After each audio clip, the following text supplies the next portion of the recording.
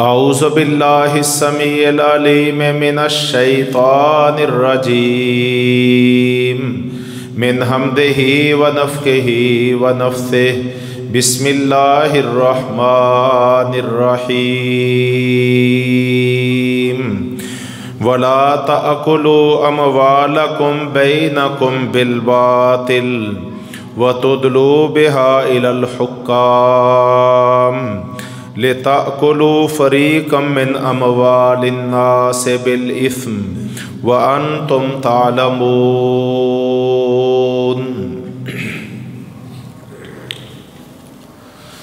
محترم بھائیو، آج کے ہمارے خطبہ جمعہ کا موضوع کرپشن کے متعلق آپ بھائیوں کو کچھ معلومات فراہم کرنا، یہ کتنا تباہ کن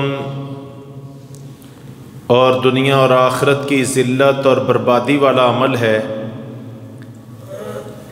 اس سے معاشرے کیسے تباہی سے دوچار ہوتے ہیں، ملک اور قومیں کیسے زوال پذیر ہوتی ہیں، معیشت کو یہ کس طرح دیمک کی طرح چاٹ جاتی ہے، اور عوام کے اخلاقی معیار کو کس طرح مٹی میں ملا دیتی ہے۔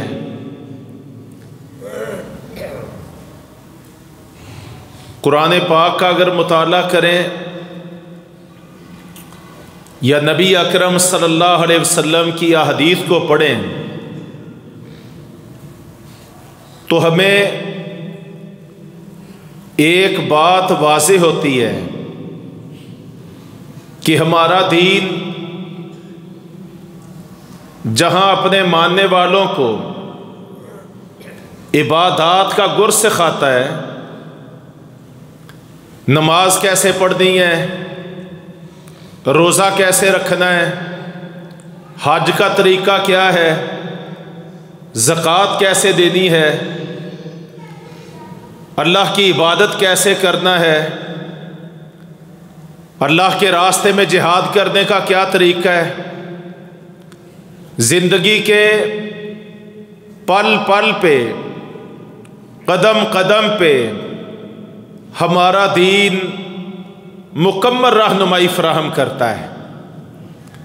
وہاں ہمارے دین کا یہ اعزاز اور خاصہ ہے کہ یہ اپنے ماننے والوں کو رزق حلال کی تلقین کرتا ہے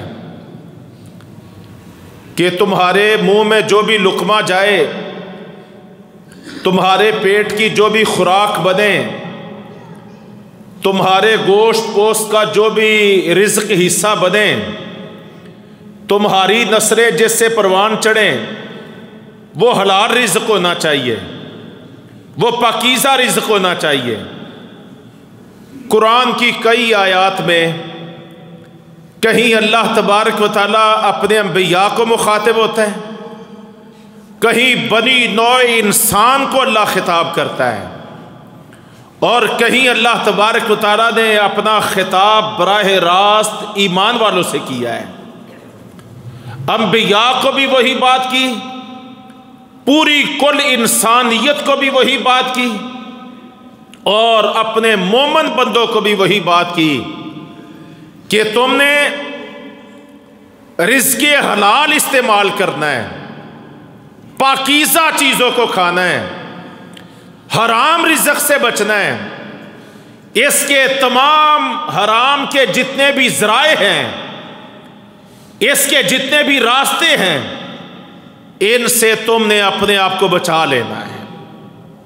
یہی حکم اللہ نے انبیاء کو ارشاد فرمایا، جو اللہ کے سب سے مقرب بندے، اور یہی حکم اللہ نے ایمان والوں کو خطاب فرمایا، کلوا من الطیبات ما رزقناکم، جو رزق ہم نے تمہیں دیا ہے اس میں سے پاکیزہ چیزوں کو کھانا ہے، رزق حلال کا استعمال کرنا ہے۔ یہ اللہ تبارک و تعالیٰ کی تعلیمات ہیں۔ نبی کریم صلی اللہ علیہ وسلم نے انہی تعلیمات کو اپنی امت میں منتقل کیا ہے اور تلقین کی رزق حرام سے بچنے کی۔ تو حرام کمائی کے جتنے ذرائع ہو سکتے ہیں، حرام کمائی کے جتنے ذرائع ہو سکتے ہیں، وہ خیانت ہے، وہ رشوت ہے، وہ دھوکہ دہی ہے، وہ دوسروں کی زمینوں پہ غاصبانہ قبضے ہیں، وہ حکمرانوں کو رشوت دے کے جناب نہ حق اپنے حق میں فیصلے کروانے ہیں، وہ قرض لے کے غصب کرنا ہے، وہ بددیانتی ہے، وہ جھوٹ ہے، وہ چوری ہے، وہ ڈکیتی ہے۔ الغرض حرام کمائی کے جتنے سورس ہو سکتے ہیں، جتنے ذرائع ہو سکتے ہیں، اگر ان سب پہ کوئی ایک جامع لفظ بولا جائے تو وہ کرپشن ہے، وہ کرپشن ہے۔ یہ کبھی وقت تھا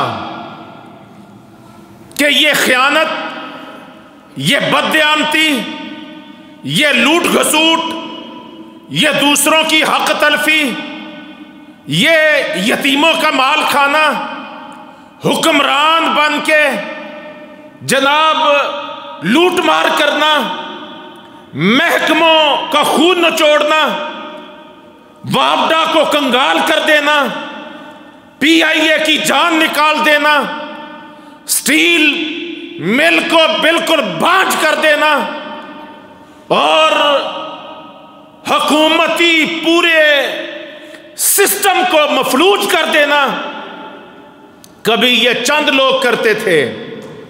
لیکن آج افسوس کی بات یہ ہے کہ جس طرف دیکھو، جس محکمے کو دیکھو، جس طبقہ زندگی کو دیکھو، دینداروں کو دیکھو، بے دینوں کو دیکھو، حکمرانوں کو دیکھو، عوام کو دیکھو، بڑوں کو دیکھو، چھوٹوں کو دیکھو، آج ہمارے ملک میں خاص طور پہ کرپشن اتنی عام ہو چکی ہے کہ یہ الفاظ کہنا کوئی مبالغہ نہیں ہے کہ ہر شاخ پہ الو بیٹھا ہے، ہر شاخ پہ الو بیٹھا ہے۔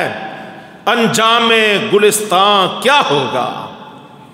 آج ہمارے وطن عزیز کا کوئی محکمہ، کوئی شعبہ اور اس کے وجود کا کوئی انگ جو ہے اس موذی بیماری سے، اس ناسور سے وہ محفوظ نہیں ہے۔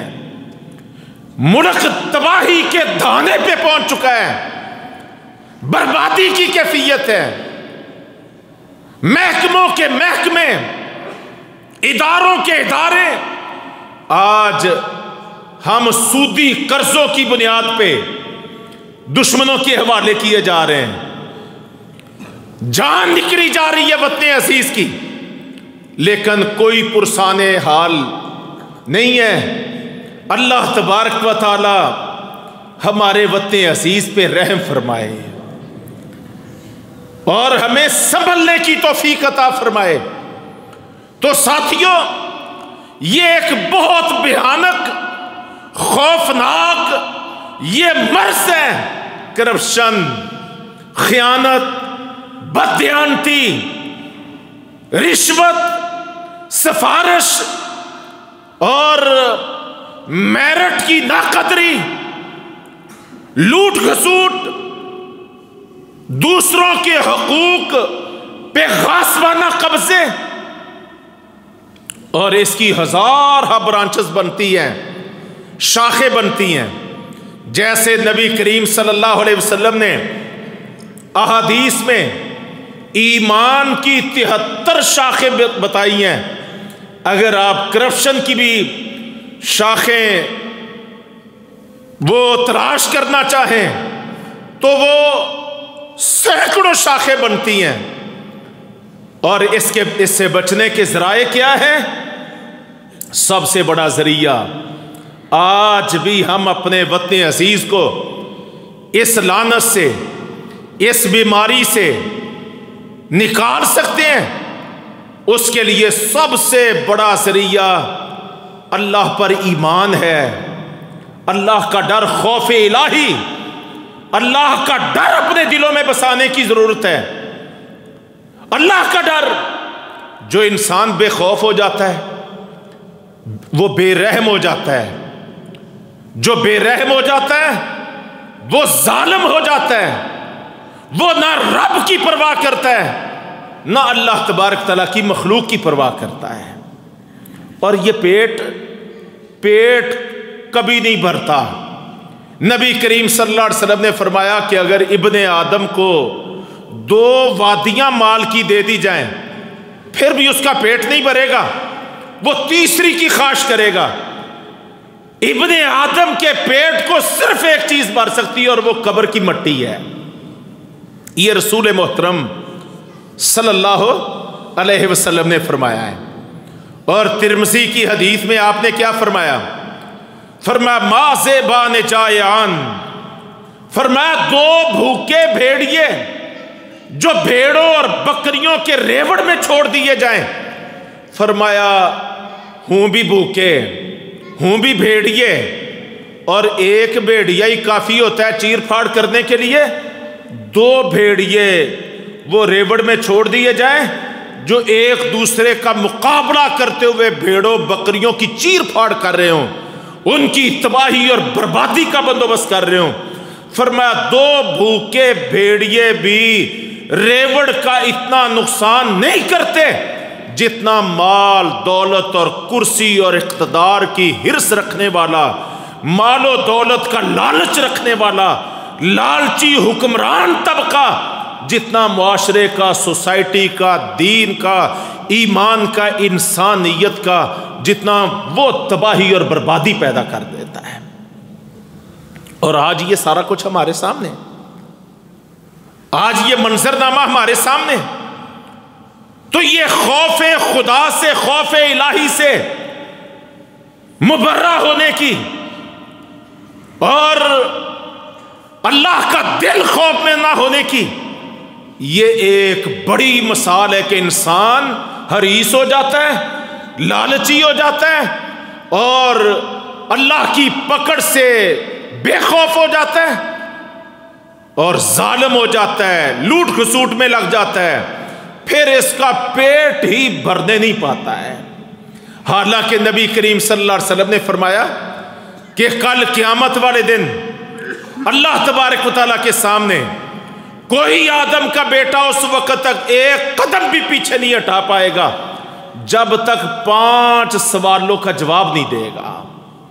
ان 5 سوالوں میں سے 2 سوال براہ راست مال کے حوالے سے ہیں کہ مال کمایا کہاں سے تھا، تیرے سورسز آف انکم کیا تھے اور خرچ کہاں کہاں پہ کیا۔ یہ 2 سوال ہوں گے، لازمی سوال، کمپلسری سوال، ہر حال میں ہر انسان کو اللہ کے سامنے دینا ہوں گے کہ جو بھی مال تو نے اکٹھا کیا کہاں کہاں سے کمایا اور کہاں کہاں پہ خرچ کیا۔ نبی اکرم صلی اللہ علیہ وسلم نے پیش گوئی کی تھی، فرمایا میری امت پہ ایک وقت آئے گا، ایک وقت آئے گا کہ انسان مال کا اتنا حریص ہو جائے گا، لوگ اتنے لالچی ہو جائیں گے کہ مال اکٹھا کرتے سمیٹتے ہوئے وہ اس چیز کی پرواہ نہیں کریں گے کہ مال یہ حلال ذریعے سے آ رہا ہے یا حرام ذرائع سے آ رہا ہے، اس کی پرواہ ہی ختم ہو جائے گی۔ جو اللہ کے پیغمبر صلی اللہ علیہ وسلم نے آج سے 1450 سال پہلے فرمایا تھا، اللہ کی قسم آج ہمارے دور میں آپ کا فرمان 100% سچ ثابت ہو رہا ہے۔ لوگوں کو پرواہ ہی نہیں ہے، کوئی پرواہ نہیں ہے کہ کہاں سے کمایا اور کیسے کمایا، کن ذرائع سے کمایا، حلال سے اکٹھا کیا یا حرام کے ذرائع سے اکٹھا کیا، کوئی پرواہ آج ختم ہو گئی ہے۔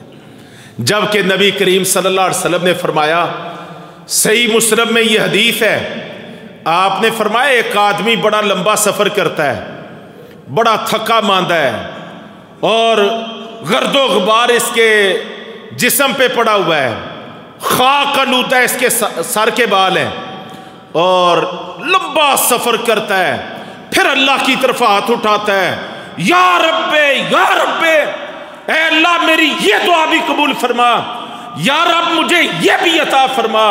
بڑی دعائیں بھی کرتا ہے، سفر کبھی حج کا کرتا ہے، کبھی جہاد کا کرتا ہے، کبھی تبلیغ کا کرتا ہے، کبھی رزق حلال کا کرتا ہے، یہ سب کچھ کرتا ہے، سفر کرتا ہے، تھکا ہارا ہے، دعائیں کرتا ہے۔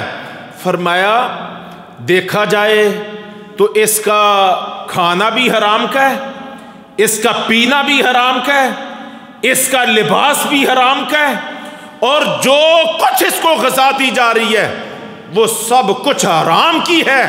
فَأَنَّا يُسْتَجَابُ لَهُ، بتاؤ تو صحیح اس کی دعائیں اللہ کیسے قبول کرے گا؟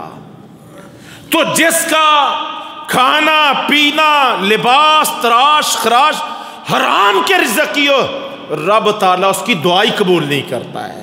یہ ایمان والوں کا شیوہ ہی نہیں ہے، یہ تو منافقوں کی ادا ہے کہ وہ خائن ہوتے ہیں، وہ بد دیانت ہوتے ہیں، وہ امانتوں میں خیانتیں کرتے ہیں، اور چھوٹے لوگ چھوٹی خیانتیں کرتے ہیں اور بڑے لوگ بڑی خیانتیں کرتے ہیں، بڑی خیانتیں کرتے ہیں۔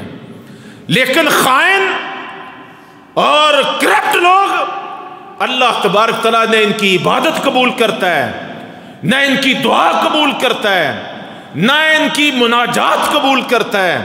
یہ رب تعالیٰ کا اعلان ہے۔ میرے محترم بھائیوں، نبی اکرم صلی اللہ علیہ وسلم نے جو معاشرہ تشکیل دیا تھا، اس کو جہاں عبادات میں آپ صلی اللہ علیہ وسلم نے تربیت دی تھی، وہاں اس معاشرے کی ایسی تربیت اور اصلاح بھی کی تھی، اور ان کو ایسا سچا اور سچا بنا دیا تھا کہ نہ صرف آپ صلی اللہ علیہ وسلم صادق اور امین تھے، بلکہ آپ نے جس معاشرے کی تربیت کی تھی وہ سارا معاشرہ صادق اور امین لوگوں پر مشتمل تھا۔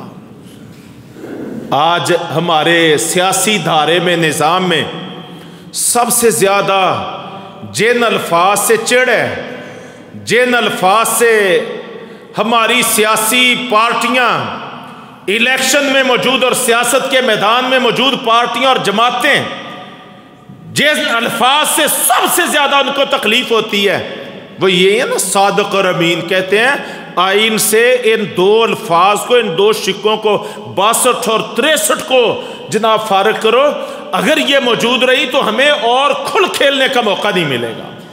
یہ ہماری لوٹ مار کے راستے میں رکاوٹ ہے۔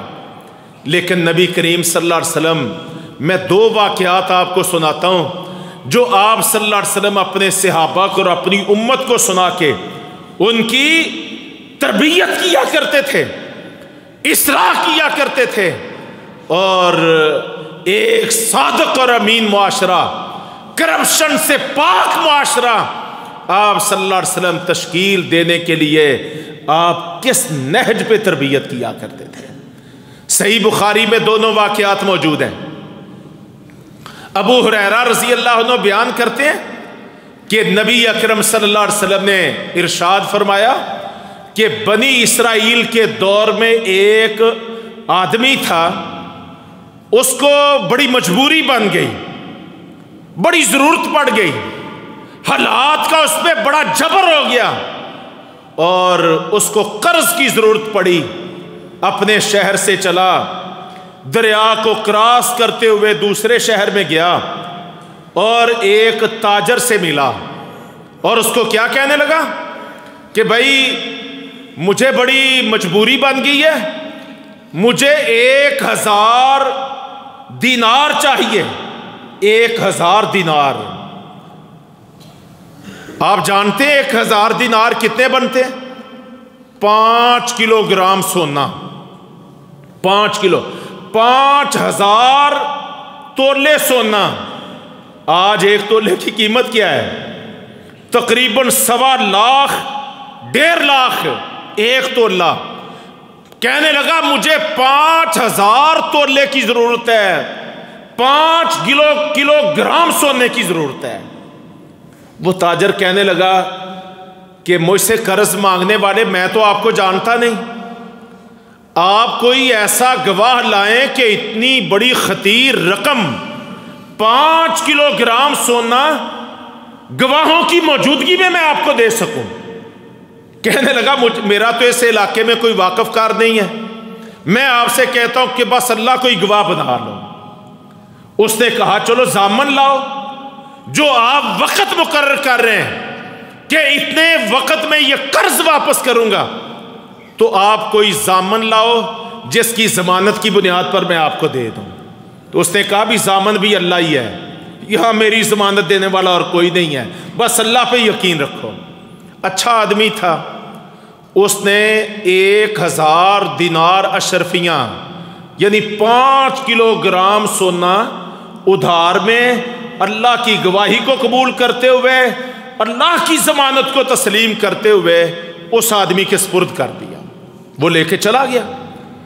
اب جب وقت مقررہ آیا تو اس نے بڑی کوشش کی، دریا کے کنارے پر پہنچا کہ کوئی کشتی کوئی جہاز ملے تاکہ میں بر وقت یہ قرض وہ اس کی ادائیگی کا بندوبست کروں۔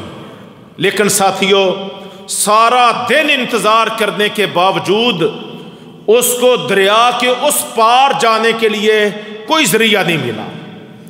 سورج غروب ہونے کے قریب اس نے ایک تدبیر بنائی، اس نے ایک تدبیر سوچی، ایک لکڑی پکڑی، اس کو چیرا، اس میں خول کیا اور 1000 اشرفیاں 5 کلو گرام سونا اس لکڑی کو چیر کے اس کے اندر رکھ دیا اور ایک خط لکھا وہ قرض دینے والے کے نام، اور اوپر سے لکڑی کو بند کر کے اس نے دریا میں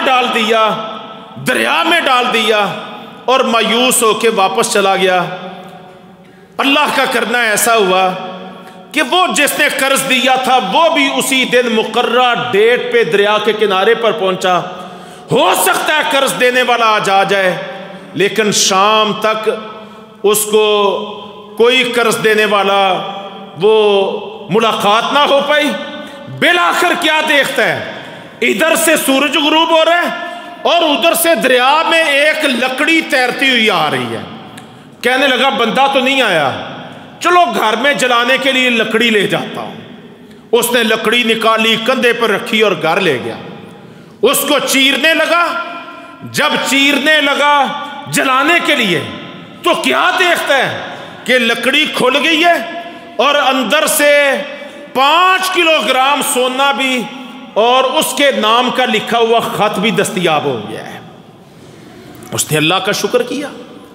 ابھی کچھ وقت گزرا کہ وہی شخص جس نے وہ قرض لیا تھا وہ مزید 5 کلو گرام سونا لے کے جہاز میسر آیا، دریا عبور کر کے وہ بھی جناب اس قرض دینے والے کے پاس پہنچ گیا اور جاتے ہی معذرت کرنے لگا کہ بھائی جان میں مقررہ وقت پہ نہیں آ پایا، میں معذرت کرتا ہوں اس لیے کہ مجھے کوئی کشتی جہاز نہیں ملا تھا۔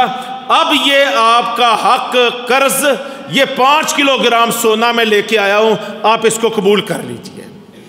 اب دیکھیے نبی کریم صلی اللہ علیہ وسلم ایسے واقعات اپنی امت کو سنا کے، سکھا کے اور پڑھا کے آپ صلی اللہ علیہ وسلم کیسا پاکیزہ دیانت دار معاشرہ تیار کرنا چاہتے ہیں۔ اب قرض دینے والا 5 کلو گرام سونا قرض جس سے لیا گیا تھا اس کو واپس کر رہے ہیں اور وہ کہہ رہے بھائی اللہ آپ کو جزائے خیر دے، آپ نے جو لکڑی میں سونا بھی اور خط بھی بیچا تھا وہ مجھے بر وقت مل گیا تھا، میں مزید یہ سونا لینے کا روادار نہیں ہوں۔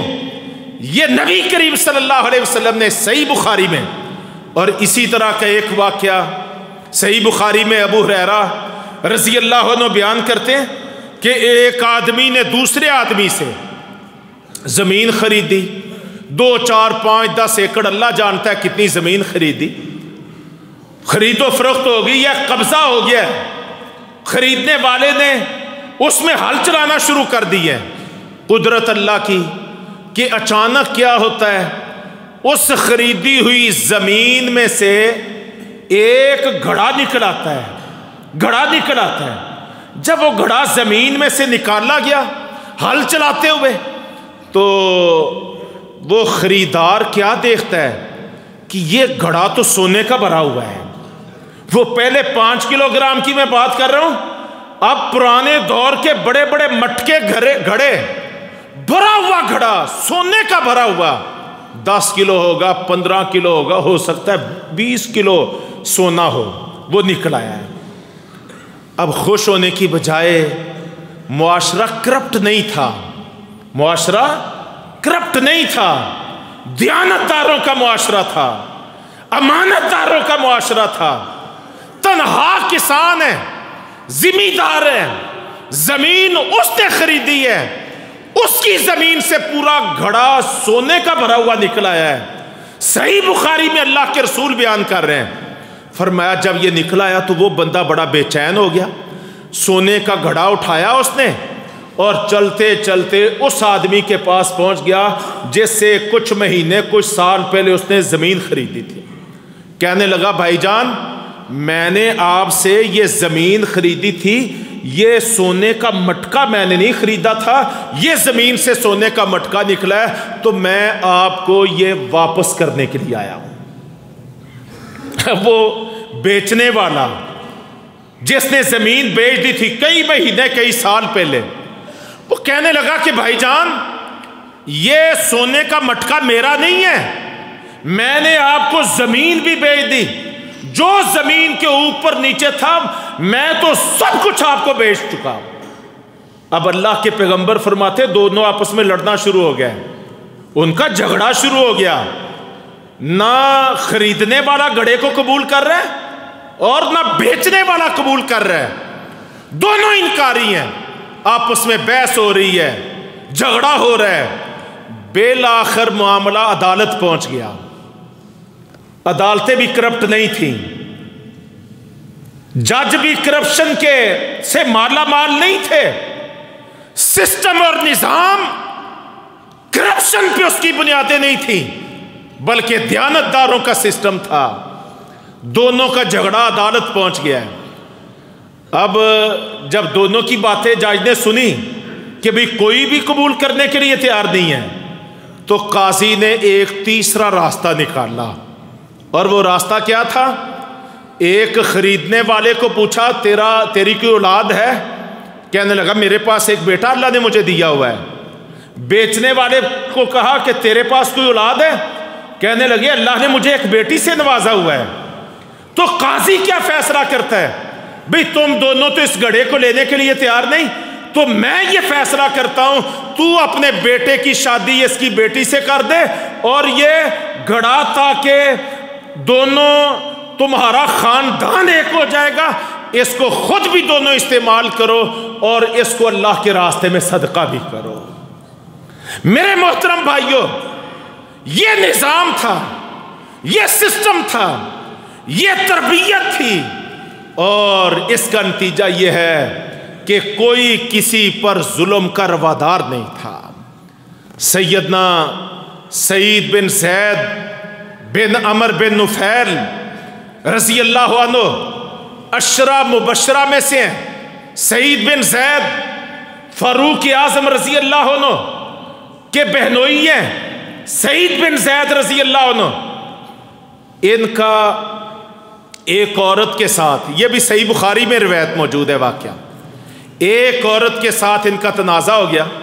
ایک عورت, اس نے مروان بن حکم جو بنو امیہ کا حکمران تھا, خلیفہ تھا, اس کی عدالت میں اللہ کے رسول کے صحابی سیدنا سعید بن زید کے خلاف کیس کر دیا. اور کیس کیا کیا کہ میں نے سعید بن زید کو زمین بیچی ہے اور انہوں نے کچھ زیادہ زمین, میرا زیادہ رقبہ اپنے حصے میں ڈال لیا ہے.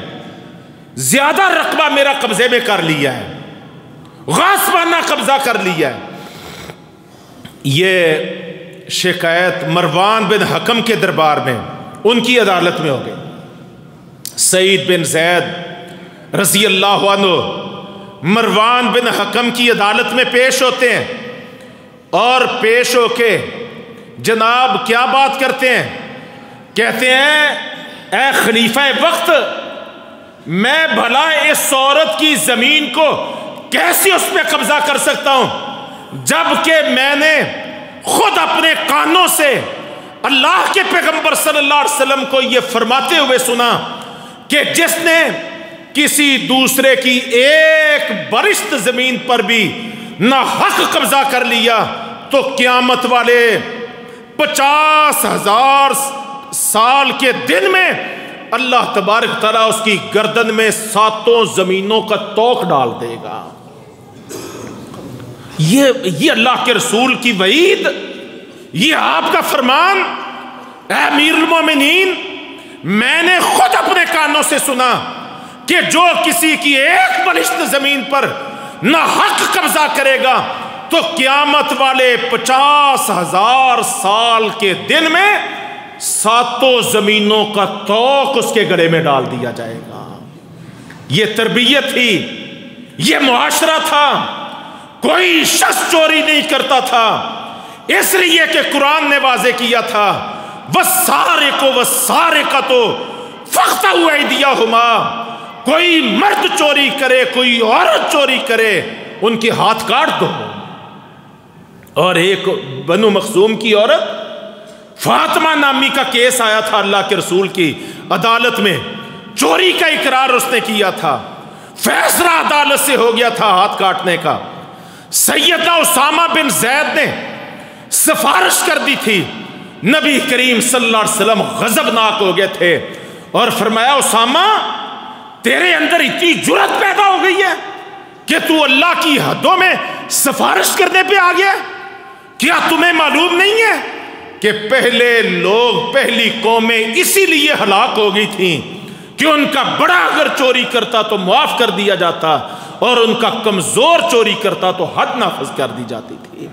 کہ آج ہمارے معاشرے میں، ہمارے سسٹم میں، ہمارے وطن عزیز میں یہ پہلی تباہ شدہ جن پر اللہ نے ہلاکتیں اور تباہیاں مسلط کی تھی، کیا آج ان قوموں والا پورا منظرنامہ آج ہمارے وطن عزیز میں موجود نہیں ہے؟ کروڑوں اربوں کی لوٹ گھسوٹ، چوری، خیانت، غصب، سفارش، رشوت، خیانت، ڈاکہ زنی، راہ زنی، ظلم، غاصبانہ قبضے، آج کہاں انصاف ہے؟ تو ہمارا دین اس کی تعلیم دیتا ہے۔ ہمارے نبی کریم صلی اللہ علیہ وسلم نے ایسا معاشرہ تشکیل دیا تھا، چور کا ہاتھ کاٹا جائے، اگر کوئی ڈاکہ زنی کرے، راہ زنی کرے، فرمایا ان کے مخالف سمت سے دایاں ہاتھ کاٹ دو بایاں پاؤں، یا بایاں ہاتھ کاٹ دو دایاں پاؤں، ان کو سولیوں پہ لٹکا دو، ان کو بری طرح سے قتل کر دو، ان کا وجود نجس ختم کر دو۔ جو معاشرے میں ڈاکہ زنیاں کرتے ہیں، راہ زنیاں کرتے ہیں، راستوں کو خطرناک کرتے ہیں، اور اس انداز میں معاشرے کا امن تباہ و برباد کرتے ہیں، ان کو بری طرح ان کا وجود مسخ کے رکھ دو اور اپنے معاشرے کو ان سے پاک کر دو۔ بخاری شریف میں موجود ہے، اقل قبیلہ کے 8 لوگ آئے مدینہ منورہ میں، کلمہ پڑھا، مسلمان ہو گئے، اور کچھ دن گزرے کے بیمار ہو گئے۔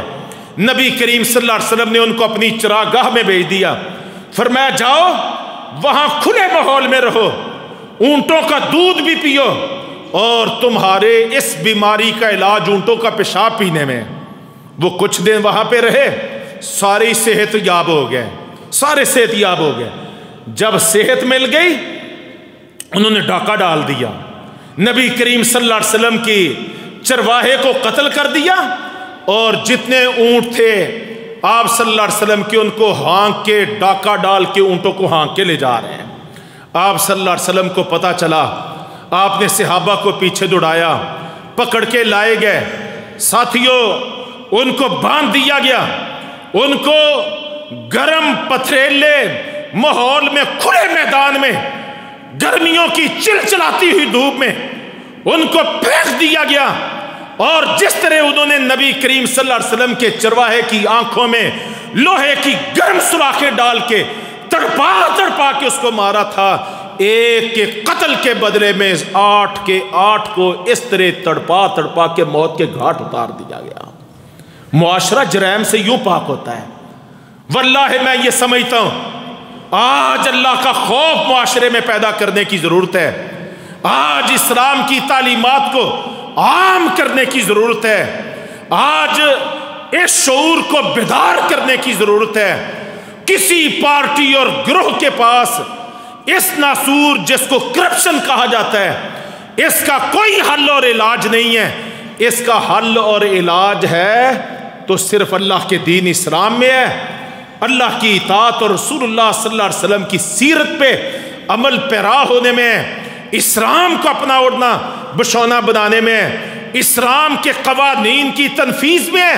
یہ پاکستان جو لا الہ الا اللہ کی بنیاد پہ حاصل ہوا تھا، آج اس کے سارے دکھوں کا مداوا صرف ایک چیز میں ہے کہ اس لا الہ الا اللہ محمد رسول اللہ کے کلمے کو اس پاکستان پہ رائج کر دیا جائے، اور ہر طبقے سے میں کہتا ہوں ہر طبقے سے ایک ایک بندہ لے لو جو سب سے بڑا کرپٹ ہے، ہر محکمے سے ایک ایک بندہ لے لو جو سب سے بڑا کرپٹ ہے، اور 100 بندوں کی لسٹ بنا لو جن پہ کرپشن ثابت بھی ہو، اقراری مجرم بھی ہوں، اور سارے شواہد اور گواہیاں بھی موجود ہوں، اور عدالتوں کے فیصلے بھی موجود ہوں۔ 100 افراد کو اسلام کے مطابق، قرآن کی تعلیمات کے مطابق ان کو عبرتناک سزاؤں سے دوچار کر دو۔ یہ 75 سال سے جو کرپشن کی دیمک ہمارے معاشرے کو چاٹ رہی ہے، جو ہی دنیا کو پتا چلے گا، 22 کروڑ آبادی کو پتا چلے گا کہ کرپشن کا انجام کیا ہوتا ہے، خیانت کا انجام کیا ہوتا ہے، رشوت کا انجام کیا ہے، سود خوری کا انجام کیا ہے، جوے بازی کا انجام کیا ہے، لوٹ گھسوٹ کا انجام کیا ہے، چوری ڈکیتی کا انجام کیا ہے، عزتوں کی بربادی کا انجام کیا ہے، حرمتوں کی پامالی کا انجام کیا ہے، معاشرے کے امن کو تباہ کرنے کا انجام کیا ہے، دہشت گردی کا انجام کیا ہے۔ صرف 100 افراد کو بلا تاخیر انصاف سے، عدل سے، جس کا حکم قرآن میں اللہ تبارک تعالیٰ دیتا ہے، اس سے دوچار کر دو، پورا معاشرہ اللہ کے فضل و کرم سے پاک اور صاف ہو جائے گا۔ نبی کریم صلی اللہ علیہ وسلم کی 23 سالہ نبوت کی زندگی دیکھ لو، آپ کے خلفائے راشدین کی 30 سالہ خلافت کو دیکھ لو، اور لسٹ بناؤ، واللہ سینکڑوں کا عدد، 100 کا عدد پورا نہیں ہوگا، 100 کا عدد نصف صدی میں 100 کا عدد پورا نہیں ہوگا۔ نصف صدی 23 سال اللہ کے پیغمبر صلی اللہ علیہ وسلم کے، 30 سال خلافت راشدہ کے، 100 کا عدد پورا نہیں ہوگا کہ کرپشن کے مجرم جیسے ان پہ جناب وہ یعنی فیصلہ آتا تھا، ان کو انجام سے دوچار کر دیا جاتا تھا۔ نتیجہ کیا ہے کہ 100 کا عدد بھی پورا نہیں ہوگا، اور پورے کی پوری اسلامی خلافت اور ریاست جو ہے وہ ہر اعتبار سے ایک پاکیزہ ماحول اور معاشرے کا منظر پیش کرنے والی۔ آج ہمارے سعودی عرب میں بڑی کوتاہیاں ہم قبول کرتے ہیں، خرابیاں ہیں جو ملکوں میں ہوتی ہیں، لیکن وہاں پہ احتساب کا، عدل کا، حدود کا ایک نظام قائم ہے۔ اور آپ دیکھ لیجئے دنیا کے 200 ملکوں میں سے امریکہ بھی ہے، بڑا نظام کا ماما بنا ہوا ہے، یورپ بھی ہے، بڑے دعوے کرتا ہے، لیکن وہاں پہ لوٹ مار، جناب قتل، چوری، ڈکیتی، راہزنی، عزتوں کی بربادی، آج اس کا کوئی حد ہی نہیں ہے۔ ایک سعودی عرب ہے، آپ اس کو دیکھیں گے تو سب سے جرائم کے اعتبار سے کم ترین تناسب دنیا کے نقشے پہ اگر کہیں آپ کو نظر آئے گا تو اس ملک کا نام سعودی عرب ہے۔ ہمارے دور میں ہمارے دور میں افغانستان 40 سال جنگوں کی مصیبت میں پڑا رہا ہے، لیکن یہ گزشتہ 1.25 سال سے اگر آپ دنیا کا نقشہ اٹھا کے دیکھیں گے تو آپ کو کم ترین جرائم کی شرح آپ کو افغانستان میں ملے گی۔ تو کیا یہ ہمارے لیے نمونہ نہیں ہے؟ تو خاتمہ اسی چیز سے ہو سکتا ہے، اللہ کا خوف پیدا کیا جائے، ایمان کی بہار لائی جائے، جن کو حقائق کا پتہ ہے وہ لوگوں کو آگاہ کریں، منکر کو روکنے اور اچھائی کو عام کرنے کے لیے جن کے پاس ہاتھ کی طاقت ہے ہاتھ کا استعمال کریں، جن کے پاس زبان کی نعمت ہے وہ زبان کا استعمال کریں، جو ہاتھ اور زبان کا استعمال نہیں کر سکتے وہ خود بھی باز رہیں، اور ان برائیوں کو، منکرات کو، جن کے مجموعے کا نام کرپشن ہے، ان کو خود بھی دل سے برا جانیں۔ انشاءاللہ یہ خیر بڑھتے بڑھتے پورے معاشرے پہ چھا جائے گی، اور ایک امانت دار، صادق اور امین معاشرہ یہ پاکستان کی سطح پہ قائم ہو جائے گا۔ اللہ رب کریم سے دعا ہے کہ وہ ہمیں اس کی توفیق عطا فرمائے اور اعمال کو قبول فرمائے۔ اقول قولی ھذا استغفر اللہ لی و لکم۔